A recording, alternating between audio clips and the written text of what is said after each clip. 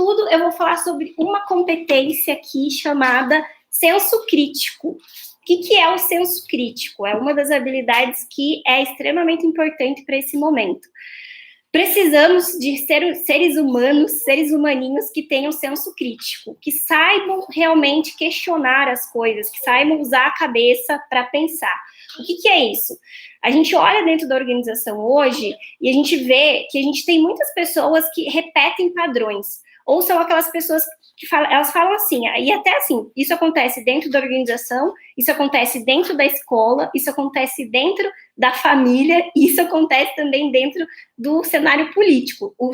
O sistema muda, mas os exemplos vão ser sempre os mesmos. O colaborador, quando ele vai ser contratado, ele diz assim, eu quero ser contratado, eu quero trabalhar num time que seja autogerenciável, que eu possa ter liberdade para fazer as minhas escolhas, que eu possa tomar decisões, que o meu líder me escute as minhas ideias. Então ele traz esse discurso.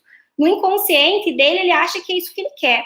Mas quando ele chega na empresa e o líder dá essa autonomia para ele, o que acontece? Ele trava, porque volta novamente lá na cultura. A cultura, como ele foi educado, das empresas por onde ele passou, foi aquela cultura onde sempre tinha alguém direcionando, dizendo, fulano, faz isso, fulano, fulano, faz aquele outro. Agora terminou sua atividade, passa para a próxima. Ah, isso aqui não está tão bom, refaça. Ah, isso aqui você não sabe, então faça um curso X. Então, de certa forma, essa foi a cultura, né, de como o profissional foi educado. Na escola também, né, fulano não tirou nota boa, vai estudar, vai fazer recuperação, fica de castigo, vai para o quadro, fica olhando o pontinho lá no quadro porque você não acertou. A gente foi doutrinado no comando e controle durante toda a nossa vida, desde a nossa casa, na nossa família, do sistema político, as regras, as leis, tudo isso foi moldando a gente a ser um personagem. E quando a gente entra na empresa agora, no contexto atual, o que as empresas precisam? Precisam de pessoas que saibam pensar, precisam de pessoas que saibam questionar, precisa de pessoas que saibam trazer ideias, que saibam olhar um problema e achar uma solução para aquele problema sem ficar refém, né, do líder, do papel ali do dono da empresa, do gestor. Pessoas que realmente saibam pensar como empreendedores. E isso é um grande desafio hoje. Então, os profissionais, eles querem isso, mas, de certa forma, eles não aprenderam a desenvolver essa habilidade. Então, essa é uma primeira habilidade que a gente precisa desenvolver. Se você trabalha, se você é um líder, é o que você precisa ajudar o teu profissional a desenvolver. Como ele consegue construir um senso crítico? Como que ele consegue questionar? E aí, cara, que forma que a gente consegue desenvolver um colaborador a ter senso crítico? Vai ser pouco a pouco, gente. É quando uma pessoa vem, te pede, te faz uma pergunta, querendo uma resposta pronta, tu não dá a resposta, tu devolve uma outra pergunta para a pessoa.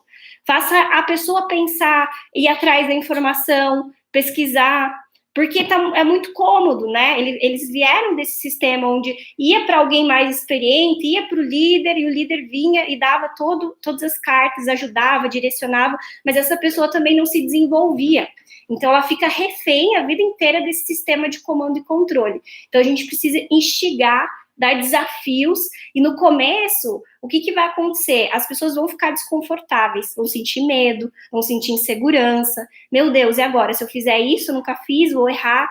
E aí também linka com um novo comportamento, que é o segundo comportamento que eu trouxe aqui, que é a questão da gente saber gerenciar o medo de errar. Isso é extremamente importante dentro do momento que a gente está vivendo hoje. O que é gerenciar o medo de errar? A gente também foi super doutrinado pelo medo, né? Quando você fazia uma coisa errada na tua casa, teus pais punhavam de castigo, te batia, fazia alguma coisa. Ia na escola, fazia alguma coisa errada, a professora ia lá, te mandava ir no quadro, né? Ficar de castigo. Então, a gente foi muito vulgarizado, muitas vezes. Nossa educação foi muito focada no erro. Pouco focada nos acertos, mas muito mais no erro. E o ser humano, por natureza, a gente tende mais, nosso cérebro tende mais a olhar para aquilo, focar naquilo que é errado, do que naquilo que é certo, naquilo que é positivo. Então, lascou tudo, né? Se essa é uma nova habilidade, a gente é super focado no erro, em reparar o erro das pessoas, então fica muito mais difícil a gente conseguir desenvolver. Mas a gente precisa gerenciar. Como que eu encaro o erro hoje? Eu, Carla, eu comecei a encarar o erro como experiência. O erro é uma oportunidade de você experimentar coisas novas, de você testar. E eu penso assim, eu penso como um cientista, né? O cientista está lá no laboratório. O que ele faz? Ele vai testar, ele testa várias fórmulas, várias coisas. E vários desses testes não dão certo. Só que cada teste desse que não dá certo, ele faz uma anotação lá e ele aprende, né, um novo caminho que não pode ser repetido. Ele aprende coisas novas, ele observa, ele está sempre observando o cenário, a experiência e tirando aprendizados daquela experiência até que ele consiga chegar no resultado que ele precisa. E nós, quanto profissionais, é a mesma coisa. É criar esse hábito da autorreflexão. Eu cometo o erro, primeiro eu experimento, testo coisas novas. Eu não vou errar só por errar, né? Essa não é a ideia.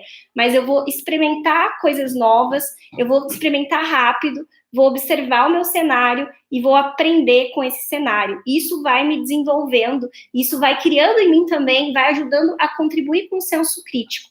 Porque com base na experiência, a gente só consegue desenvolver senso crítico quando realmente a gente vai lá e põe a mão na massa e a gente experimenta. É difícil você ter senso crítico pela experiência do outro.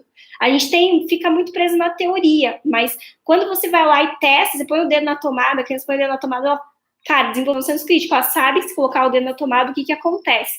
Então, o colaborador precisa ser mais exposto a isso, a essas oportunidades de experimentar, de testar, de inovar, e também não ter essa questão, né, do líder, você errou e o líder vai lá e, cara, cai em cima da pessoa, né, enfim, pune, deixa a pessoa desconfortável, porque uma vez que você faz isso, você inibe totalmente a vontade da pessoa tentar testar coisas novas novamente. Se a gente precisa de coisas novas o tempo todo, hoje em dia, para realmente contornar esses desafios que essa nova economia nos traz, se você está fazendo isso com o teu time, você está matando todo o poder de inovação, de criatividade, de novas ideias, tá? Isso é uma frase que tem até no Facebook, né? Diz que tem um quadro lá, feito é melhor que perfeito. E isso conecta também, deixa eu ver até com qual competência aqui, legal, vou falar sobre essa. Sobre a competência da agilidade. Isso feito é melhor que perfeito, que também é uma habilidade nova para esse momento. O que é agilidade? É a velocidade que a gente tem de acompanhar o time do momento, do que está acontecendo, da oportunidade. E a gente está atento às mudanças que estão acontecendo para a gente aproveitar realmente aquela mudança, né, e propor coisas novas, e criar, e inovar. Então, não tenham medo disso, né, não fica... e isso também a gente precisa desenvolver.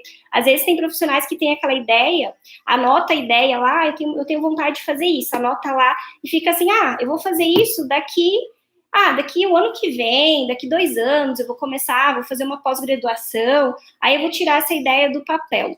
Gente, hoje não funciona mais, não funciona. Planejamento de longo prazo, dentro do mundo de complexidade, de incerteza, é muito, muito, muito incerto de acontecer.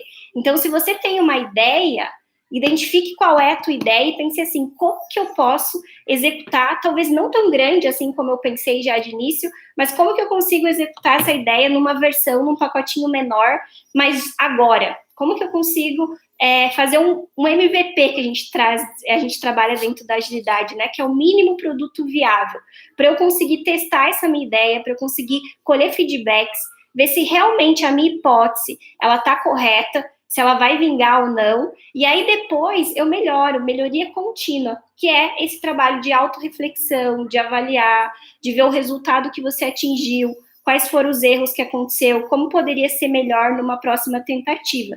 Então isso tem que fazer parte do DNA do profissional. Se você tem uma ideia para melhorar um processo, para melhorar um fluxo dentro da tua organização, teste, comece a pensar em MVPs. Como que eu construo essa versão menor, testo, colho feedback, implemento, e aí depois eu vou melhorando, vou criando esse ciclo de melhoria contínua constantemente, tá bom? Gente, vamos falar também um pouquinho sobre a nossa quarta competência, que é a questão de ser empreendedor. É uma competência extremamente importante também para esse momento. O que é ser empreendedor? Quem aqui está acompanhando é empreendedor? Coloca aí, eu sou um empreendedor. Quero saber se temos mais empreendedores. Empreendedor é aquela pessoa que ela tem o sentimento realmente, né? Porque ela é um dono do negócio. E o que é ser um dono do negócio? é você não medir esforços para você fazer com que o resultado que você esteja buscando aconteça.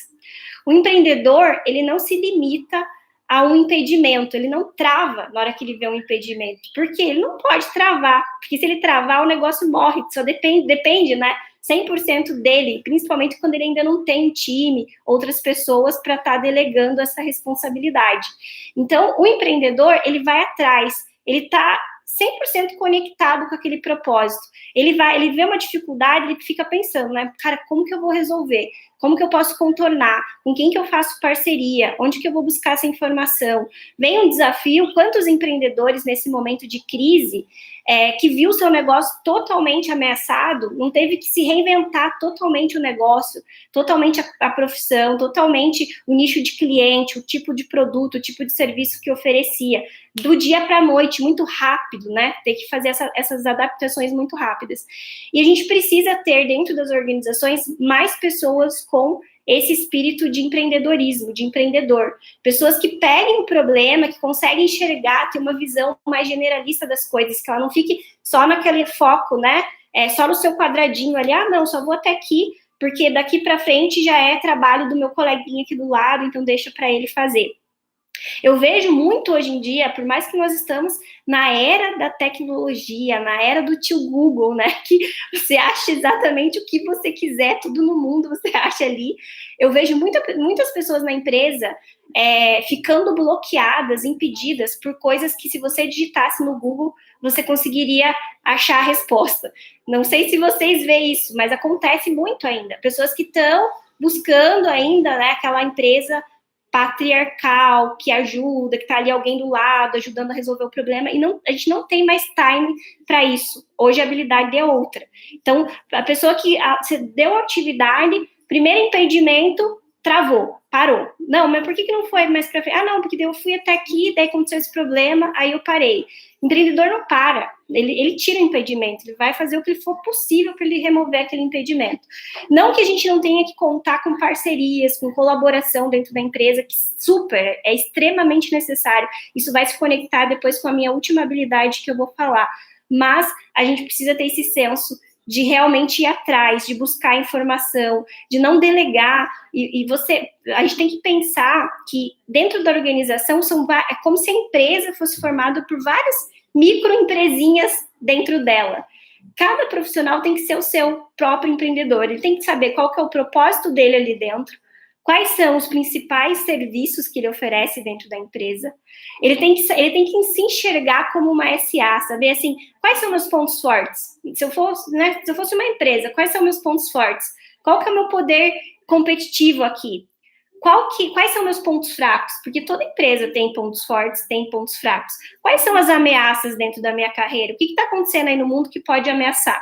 E quais são as oportunidades também que existem aqui dentro da empresa, fora da empresa, e como que eu me comporto diante dessas oportunidades e ameaças? Se é a pessoa que ela trilha a carreira, que ela realmente está atrás de se especializar, de aprender, de buscar informações por ela, não esperar a empresa dizer, fulano, você pode alcançar uma carreira X, então você pode, né, estudar isso, aprender isso. Claro que se a empresa consegue fazer isso, também ajuda na educação, mas nós, quanto profissionais, nós temos que, quanto profissionais criativos, eu digo, né, que são os profissionais que têm essa capacidade de realmente ter autocrítica, de criar, de resolver problemas, pensar também como que eu me antevenho a isso, como que eu vendo o meu diferencial, meu serviço, meu propósito para a organização e como que eu ajudo a organização a atingir o propósito dela. É uma postura um pouco diferente, é uma postura onde a gente tem que pensar que é uma troca, realmente, 50% a 50% ali. Você dá o teu serviço e você recebe outras coisas em troca da organização.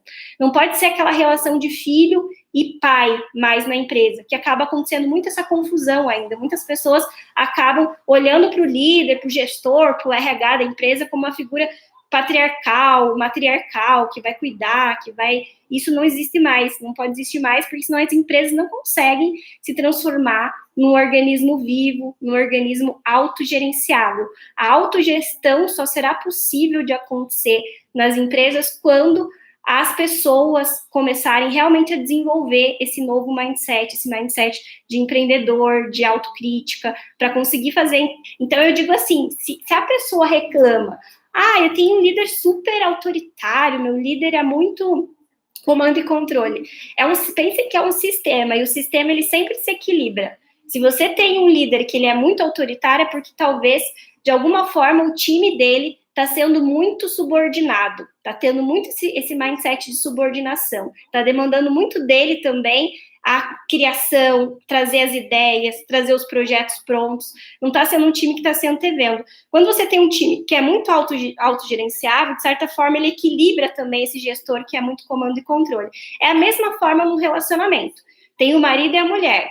Se a mulher ela é muito comando e controle na casa, o marido, por mais que ele não fosse tão, digamos, subordinado assim, ele acaba se equilibrando dentro do casamento. Dá 2, 3 anos ali, o marido ele tá dizendo só sim, senhora para tudo, tá concordando com tudo, porque o sistema ele sempre vai se equilibrar.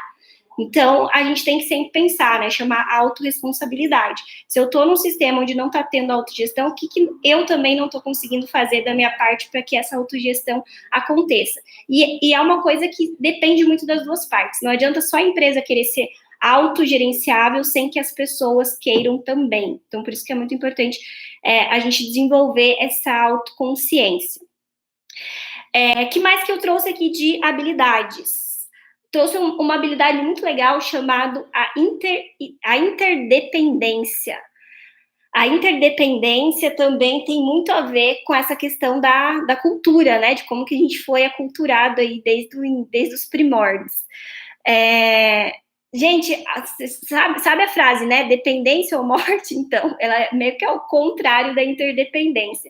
A gente foi muito doutrinado, educados a pensar que nós somos seres dependentes. Sempre a nossa busca, o nosso objetivo, a nossa meta é ser pessoas, quero ser independente, né? Quero me virar sozinho, quero fazer o meu trabalho sem precisar do auxílio do outro, quero que a minha área aqui funcione, o meu RH seja independente das outras áreas, que ele consiga sobreviver sozinho. E a gente tem que pensar que, como se fosse no processo da natureza. Na natureza, a gente vive num ecossistema, e esse ecossistema tudo está interligado, ou seja, nada é totalmente independente. Todas as coisas dependem uma da outra para acontecer. Se a gente não tem o ar, a gente morre. Se a gente não tem água, a gente morre. A gente, né, não tem uma história, acho que é da barata, se acabasse todas as baratas do mundo, acabava a vida também, porque, de certa forma, todo o ecossistema está interligado com aquele bichinho. Então, tudo na natureza é interdependente. E quando a gente começa a olhar para cenários de complexidade e dentro das organizações que são sistemas vivos hoje, a gente também precisa entender que tudo é interdependente. Ou seja, a decisão que eu tomo na minha área, ela vai influenciar na área do outro. Se eu estou tomando uma decisão no meu RH, sem estar olhando todo, sem estar olhando realmente o que está acontecendo no financeiro, no comercial, na tecnologia, sem estar conversando, me relacionando com as pessoas, provavelmente essa decisão não tende mais a funcionar como funcionava antes, num cenário que não era tão complexo quanto é hoje. Então, em cenários de complexidade, a gente tem que aprender a lidar com o outro, saber que a gente depende do outro, que a gente precisa se relacionar, precisa tomar decisões em conjunto, de forma colaborativa e não mais de forma totalmente isolada. Isso dentro da organização também é algo bem difícil de mudar, bem difícil mesmo. As pessoas tendem muito a pensar só na sua carreira, no seu papel, na sua função, na sua área. Mas na minha área eu fiz minha parte, tá tudo certo, tá, né? Funcionou aqui. Não, mas não funcionou, porque o resultado final dependia do todo. Não adianta fazer só um pedacinho do processo. Se o todo não funcionou, o resultado final não chegou para o cliente, não chegou onde tinha que chegar. Então, a gente tem que começar a ter esse olhar mais sistêmico e aprender a viver, né, no mundo que tem todas essas conexões e relações. E aí, eu falei que ia contar um negócio do kiwi, né? Que eu tô tomando uma água com gás com kiwi aqui. No final de semana, eu fui numa chácara colher kiwi. Eu fui participar de um processo lá, que é bem legal, em São Luís do Purunã, e você pode ir lá, daí você visita, né, a plantação do kiwi, aí o dono da chácara lá, ele ia contando o processo pra gente, de produção, de tudo como funcionava. É uma experiência bem legal. Então, aconselho vocês a viverem experiências diferentes do dia a dia, que faz a gente também melhorar o nosso poder de criatividade, de conexões. Mas, enfim, teve uma parte do passeio que daí ele mostrou pra gente uma criação de abelhas. E porque as abelhas, elas têm elas participam do processo ali, né, de polinização, não sei nem como que fala, mas elas vão lá beijando as florzinhas dos pés de kiwi, e aí, no fim, né, pega o macho, daí coloca na fêmea, e daí nasce o kiwizinho ali. E ele começou a contar, ele é apicultor, ele começou a contar um pouquinho sobre o processo de como que funciona a autogestão dentro de uma colmeia. Desde o momento, as abelhas, são elas que elegem quem vai ser a abelha rainha, antes mesmo da abelha rainha nascer. Eles vão lá, acham o ovinho da abelha rainha, elegem um ovinho daquele, uma larvinha daquela para ser a abelha rainha, e elas pegam uma coisinha que tem bem na cabecinha delas, que se chama geleia real, e começa a alimentar digamos assim, essa larvazinha que vai se transformar na abelha rainha. E aí, por conta dessa geleia real, se nasce essa abelha rainha, digamos assim, mais diferente, né, com algumas características diferentes das abelhas, e se acaso essa abelha rainha morre, as próprias operárias se auto-organizam e já elegem uma nova abelha rainha no lugar. Então, ele começou a contar várias coisas, assim, né, da colmeia. E isso me fez refletir o quanto que na natureza a questão da autogestão já está aí funcionando há séculos, né? E a gente, na organização, a gente ainda não tem isso. Quando sai um líder de um time, por exemplo, é um Deus nos acuda. A gente tem que sair correndo para contratar outro líder. Automaticamente as pessoas começam a ficar perdidas, as pessoas ficam sem direção. Meu Deus, e agora? O que eu faço? Começa a acontecer um caos. Então a gente tem que ir lá, vai atrás, acha outro líder, vem outro líder, comando e controle, gerenciar as pessoas novamente. Então, precisamos olhar mais para a natureza, entender, e o nome disso se chama biomimética, que é a arte, né, de você olhar como funciona a natureza, como que ela reage nesse cenário de complexidade e quais são os aprendizados que a gente pode tirar para resolver os problemas que nós temos hoje em dia. Então, acho que uma lição importante da nossa live é que o mundo, ele está cada vez mais orgânico e não mecânico. Por mais que a gente está olhando a tecnologia se desenvolver, a tecnologia, por isso mesmo que ela está se desenvolvendo, ela está forçando a gente a olhar para dentro e se transformar em humanos novamente. Então, a gente é um sistema vivo, um sistema orgânico e não mais mecânico. É muito melhor a gente aprender agora, olhando para a ciência, olhando para a biologia, do que a gente olhar apenas para as exatas, para as ciências exatas. Então, olhem, observem, uma dica é observar bastante a natureza, com certeza vocês vão aprender altas lições aí com ela. E a nossa última habilidade de hoje, a gente vai falar um pouquinho sobre agilidade no aprendizado. O que é a tal da agilidade no aprendizado, que também conhecida como Learning Agility. O Learning Agility, gente, são mais ou menos 8 habilidades de aprendizado que nós possuímos em maior ou em menor quantidade. E essas 8 habilidades do aprendizado, vou citar algumas delas para vocês entenderem o quanto que é importante dentro desse momento. Uma delas é o autoconhecimento, ou seja, a capacidade que eu tenho de me conhecer, o quanto que eu me conheço, né, como Carla.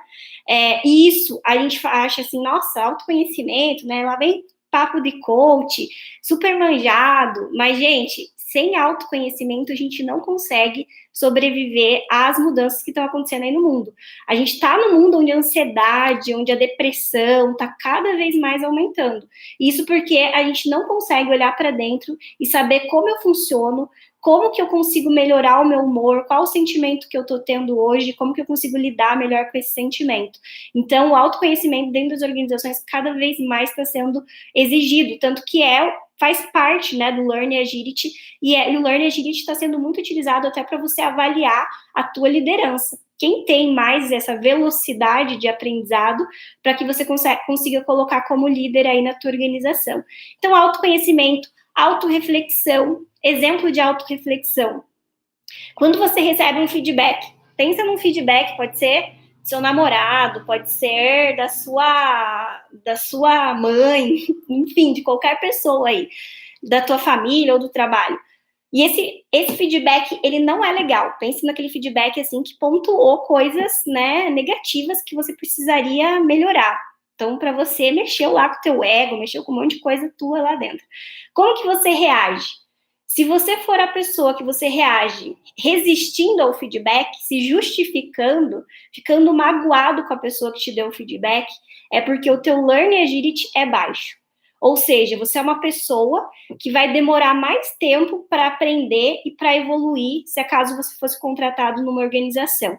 Porque você não tem a capacidade de olhar para a tua falha, de olhar para o teu erro e de aprender com ele. Tirando o ego de lado e falando assim, realmente, a pessoa me deu esse feedback e realmente isso aqui preciso melhorar. A pessoa que tem o learning agility alto é uma pessoa que ela consegue ser muito autorreflexiva. O que é autorreflexiva? Ela nem precisa mais receber o feedback, aquela pessoa que ela mesma consegue ter uma autopercepção, uma autoconsciência em uma determinada situação onde ela escorregou, onde ela agiu de repente diferente dos valores que ela tinha, ou até do combinado, do acordo ali daquele sistema, ela consegue identificar que ela errou e ela reflete sobre aquilo e ela vai lá e corrige rapidamente. Então, isso é a velocidade no aprendizado. Eu refletir constantemente sobre tudo que eu faço, diariamente, todos os dias. Se você viveu um dia e você não conseguiu tirar, no mínimo, assim, uns 10 erros que você cometeu no dia, você não está conseguindo ser uma pessoa autorreflexiva. E, gente, a gente comete toda hora a gente está cometendo escorregadas, né? A gente somos seres humanos, nascemos errando. Tem um vídeo bem legal do Leandro Carnal, que ele conta um pouquinho sobre a história do Jardim do Éden, né? Daí ele fala assim que a primeira família que Deus criou já não deu certo, porque era Adão e Eva que comeram, só tinha uma regra que não podia fazer. Comeu o fruto proibido, foram lá comer o fruto proibido. Aí foram expulsos do paraíso, aí tiveram 2 filhos, Caim e Abel. Aí Caim matou Abel, ou seja, 2 pecadores, um assassino e um cadáver. A primeira família humana já não deu certo, já foi um fracasso. Então, quem somos nós para achar que nós somos totalmente certos, que não erramos, e ficar resistindo a esse erro? Quanto mais você resiste, mais você está perdendo a oportunidade de aprender e de evoluir rapidamente com aquela tua falha. Foi isso, gente, que eu queria falar com vocês sobre essas inseguranças que a gente está nesse atual momento. Acho que o recado principal é de que realmente a gente está passando por uma transformação, por uma transição, e essa transição exige essas novas habilidades que a gente conversou aqui, e se a gente conseguir desenvolver um pouquinho que seja de cada uma delas, a gente já vai ter uma oportunidade enorme de conseguir sair muito mais fortes, muito mais sair borboletas realmente, né? Conseguir voar, conseguir entregar aquele propósito que a gente acredita, sem sofrer tanto, sem viver tanto com essa questão do medo, né? De saber gerenciar esse medo aí e usar ele a teu favor. Porque se a gente não tem também a questão da competição, se a gente não tem a tensão, a natureza é feita de tensão, se vocês também observarem, né? Tudo tem tensão. Os bichos, eles vivem um caça o outro, um foge do outro. Se não tiver atenção, a gente não sai da zona de conforto. A gente não melhora, a gente não inova, a gente fica sempre na mesma. Então, usem esse momento de tensão para vocês olharem e pensarem como que eu saio da zona de conforto, como que eu inovo, como que eu me reinvento, como que eu aproveito essa oportunidade para sair uma pessoa, um profissional diferente de tudo isso.